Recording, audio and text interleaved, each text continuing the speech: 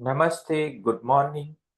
आज हम सब अपने पेरेंट्स, अपने गुरु, अपने मास्टर, अपने टीचर्स के आशीर्वाद से आज की जर्नी को स्टार्ट करते हैं। तो कल हमने ब्यूटीफुल सेशन, हमने समझा कि प्रिस्क्रिप्शन में क्या ध्यान रखना है, और आखिर का पार्ट था वो था 260 एफोरिज्म, जिसमें था कि काफी कुछ पेशेंट के पार्ट में ध्यान रखना होता है खाने पीने में। उसी की फुटनोट है।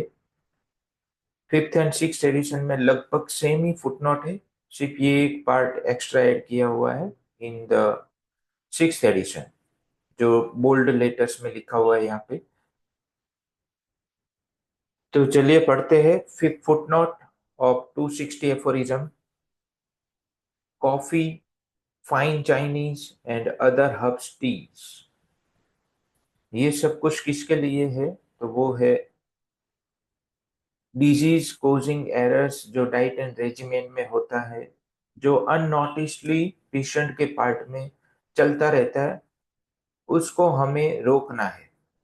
तो क्या क्या रोकना है? कॉफी नहीं पी सकते। Fine Chinese and other herb teas, यानी कि जो ग्रीन टी आती है वो हर्ब टीज में आ जाती है, तो वो नहीं पी सकते पेशेंट।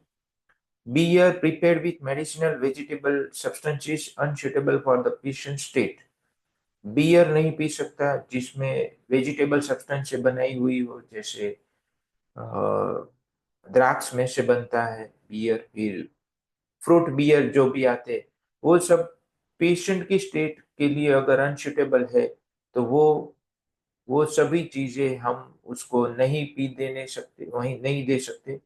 उसको अवॉइड करना है पेशेंट के लिए। यानी कि ये चीजें हमें मना करनी है ट्रीटमेंट के दौरान। So-called fine liquors made with medicinal spices, all kinds of punch, spiced chocolate, odorous waters, and perfumes of many kinds, strong scented flowers in the apartment, tooth powders, and essences and perfumed sachets, compounded of drugs, कोई भी perfume या Saint या कुछ भी नहीं allow करना है। Highly spiced dishes and sauces, spiced cakes and ices, crude medicinal vegetables for soups, dishes of herbs, roots, and stalks of plants possessing medicinal qualities, asparagus with long green tips, hops, and all vegetables possessing medicinal properties, celery, onions, ये extra add किया हुआ है six edition में, कि long green tips, asparagus with long green tips, hops and all vegetables possessing medicinal properties, celery and onions। जैसे generally homeopathy में ये काफी प्रचलित है, कि फेमस है कि ऑनियंस एंड गार्लिक नहीं खा सकते।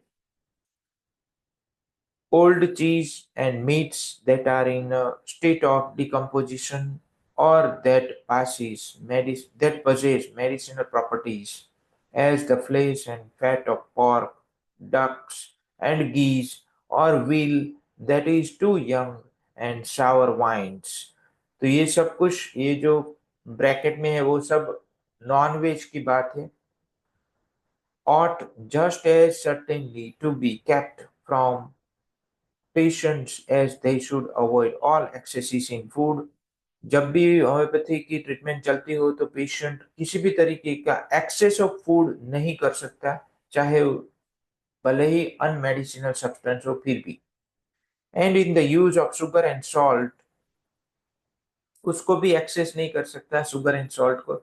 As also spirituous drinks, heated rooms, woolen clothing next to the skin, a sedentary life in close apartments, or the frequent indulgence in mere passive exercise, such as driving, riding, or swinging, the prolonged shuckling, taking a long siesta in recumbent posture in bed, sitting up long at night, uncleanliness, unnatural debauchery, innervation by reading obscene books, subjects of anger, grief, और vexation, इस तरीके की कोई भी book नहीं पढ़नी चाहिए। या दोपहर की जो स्लीप होती है वो लंबी नहीं होनी चाहिए। या फिर रात में देर रात तक बैठे रहे, वो भी नहीं करना है ड्यूरिंग ट्रीटमेंट।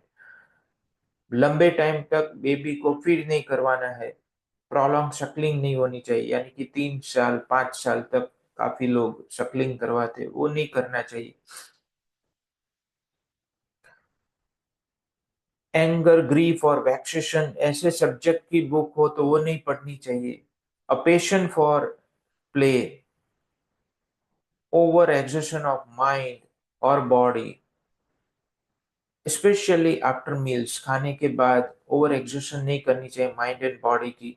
कोई भी किसी भी तरीके का पेशेंट में नहीं जाना है। Dwelling in marshy districts, damp rooms, ये सबको अवॉइड करना है। पर पुनरियस लिविंग एक्सेट्रा, ये सब कुछ हमें अवॉइड करना है। पेशेंट के पार्ट में ये डाइट एंड रेजिमेंट में एरर है, इसको हमें करेक्ट करना है।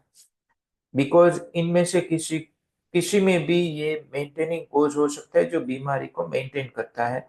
All these things must be as far as possible avoided और रिमूव। जितना हो सके हमें इनमें से, जितना हो सके इन सभी चीजों को अवॉइड करना है, रिमूव करना है, in order that the cure may not be obstructed और रेंडर्ड इम्पॉसिबल, ताकि क्योर ऑब्स्ट्रक्शन ना हो, इम्पॉसिबल ना हो। Some of my disciples seem needlessly to increase the difficulties of the patient's dietary by forbidding the use of many more. मेरे मेरे जो हनीमान sir के जो विद्यार्थी है उसमें से कुछ बिना जरूरत काफी सारी चीजें रिस्ट्रिक्ट कर देते हैं डाइटिशियन में, जिससे पेशेंट को काफी डिफिकल्टी बढ़ जाती है, which is not to be commended, ये नहीं करना है। तो टॉलरेबली इनडिफरेंट थिंग्स हो जो पेशेंट बर्दाश्त कर सकता है, उसको हमें बंद नहीं करवाना है। उससे पेशेंट को और डिफिकल्टी बढ़ जाती है और बिना जरूरत की डिफिकल्टी है, तो ऐसा नहीं करना है। Which is not to be commended, ये नहीं करना है। हमें सिर्फ यही कर, इसमें से जो भी चीज पेशेंट के लिए अनकंफर्टेबल हो, पेशेंट की बीमारी को एग्रावेट करती हो, तो वो हमें बंद करवाना है। Aphorism number 261. The most appropriate regimen during the employment of medicine in chronic diseases consists in the removal of such obstacles to recovery and in supplying where necessary the reverse. तो most appropriate part है regimen का, जब भी chronic disease को हम treat करते हो तो उसमें ऐसी कोजिज, ऐसे ऑब्स्टेकल्स है जो रिकवरी को हाइंडर्ड करते हैं और उससे उल्टा वो बीमारी को सप्लाई करते हैं, तो वो जरूरी है हम इसको इसको कंसिडर करें और इसको रिमूव करें। Innocent moral and intellectual recreation, active exercise in the open air in almost all kinds of weather, daily walks, slight manual labor, suitable nutritious unmedicinal food and drink etc, ये सब reverse है जो हमें supply करना है।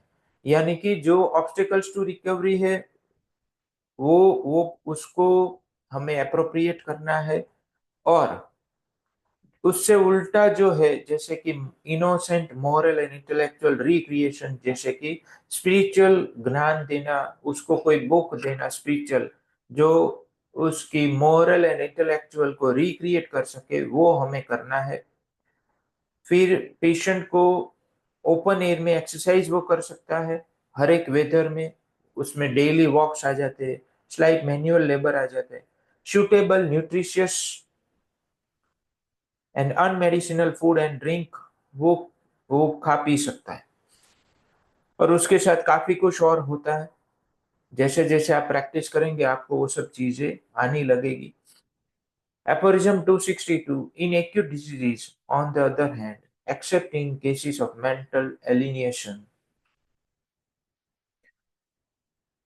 the subtle, unerring internal sense of the awakened life preserving faculty determines so clearly and precisely that the physician only requires to counsel the friends and attendants to put no obstacles in the way of this voice of nature by refusing anything the patient urgently desires in the way of food, or by trying to persuade him to partake of anything injurious. Acute disease में, दूसरी तरफ acute disease में खास करके उन cases में जहां पर मेंटल एलिनियस यानी कि मेंटल डिजीज के केसेस हो, उनको बात करे, तो उसको छोड़ के जो दूसरे डिजीज है उसमें एक्यूट डिजीज में जो हमारी हमारी ये हमें काफी क्लियरली और प्रिसाइजली हमें डिटरमाइन करवाएगी क्या कौन सी चीज, तो हमारी जो काफी सूक्ष्म शरीर है, हमारा सूक्ष्म शरीर, यानी कि जिसमें कोई भूल नहीं है, ऐसी internal sense of awaken life preserving faculty जो हमारी है या पेशेंट की है, वो दोनों दोनों में एक ही फैकल्टी ये है, एक ही सोर्स एनर्जी के आते आती लाइफ एनर्जी है। वो लाइफ एनर्जी जो अवेकन हो गई, अगर जागृत हो गई, तो उसकी इंटरनल सेंस सूक्ष्म शरीर वो क्लियरली और प्रिसाइजली डिटरमाइन करती है कि फिजिशियन सिर्फ और सिर्फ पेशेंट के फ्रेंड्स और उसके अटेंडेंट्स, उसके पेरेंट्स, उसके फैमिली मेंबर्स को ही काउंसिल करने की जरूरत पड़ती है, specially in the acute disease. क्या काउंसिल करने की जरूरत पड़ती है कि पेशेंट जो भी फूड में जिस तरीके मांग डिमांड कर रहा है, अर्जेंटली उसको डिजायर हो रही है, तो उसको रोकना नहीं है, किसी भी तरीके की ऑब्स्टेकल्स उसमें रखना नहीं है कि भाई तुझे ये नहीं खाना है, वो नहीं खाना है। खास करके एक्यूट डिजीज में ये काफी होता है। सर्दी खांसी का पेशेंट हो, तो अगर पेशेंट डिमांड करता है कुछ ठंडा खाने पीने की, तो हमें वो रिलेटिव्स को समझाना है कि उसको जो भी चाहिए उसको दो, क्योंकि ये करने अगर हम उसको ऑब्स्टिकल्स करेंगे तो उसके अंदर की जो रूह है जिसने डिजायर क्रिएट की है वो सप्रेस होगी तो और बीमारी बढ़ेगी। तो जो भी खाना पीना उसको चाहिए, जो भी, इवन इवन डॉक्टर के दिमाग में भी ये भरा पड़ा हुआ है कि भाई ये खाने से ये होता है, ये खाने से ये होता है। My dear friends, acute disease में जब हम ट्रीटमेंट देते हैं तो उसको समझाना है कि ट्रीटमेंट देने के बाद पेशेंट को जो भी डिजायर महसूस हो उसको खाने देना है। सिर्फ ये देखना है कि क्या ये इंजरियस तो नहीं है, जैसे कि कोई पॉइजनस सब्सटेंसेस, या फिर जैसे हमने आगे और डाइट एंड रेजिमेंट में समझा, उसमें से कोई स्पाइसेस, कॉन्डिमेंट्स, ये सब हमारी बॉडी को अतिशय उत्तेजना देता है, तो वो इंजरियस है, उसको जितना हो सके उससे दूर रखने की कोशिश करना है, समझा बुझा के। ये पार्ट हमें समझाना है कि कौन सी चीज नहीं खाने देनी, या फिर उसको समझाना है किस चीज में और किस चीज को फ्रीली देना है।